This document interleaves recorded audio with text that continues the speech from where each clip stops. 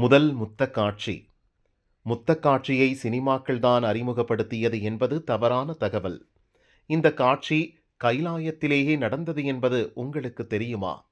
முத்தமிட்டு கொண்டவர்கள் சிவனும் பார்வதியும். கைலாயத்தில் சிவனும் பார்வதியும் தங்கள் குழந்தை விநாயகன் விளையாடும் அழகை ரசித்துக் கொண்டிருந்தார்கள். குழந்தைக்கு சிவன் முதலிலும் பார்வதி அடுத்தும் முத்தமிட்டார்கள். நீங்கள் இருவரும் ஒரே நேரத்தில் ஓடி ஓடி வந்து என் கன்னத்தில் முத்தமிட வேண்டும் என்றார் விநாயகர்.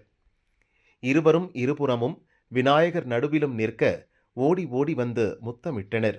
விநாயகர் விலகிவிட்டார். ஓடி வந்த வேகத்தில் சிவபார்வதியின் உதடுகள் பொருந்தின. இதை கண்டு விநாயகர் சிரித்தார். பெற்றோருக்கு வெட்கமாகிவிட்டது.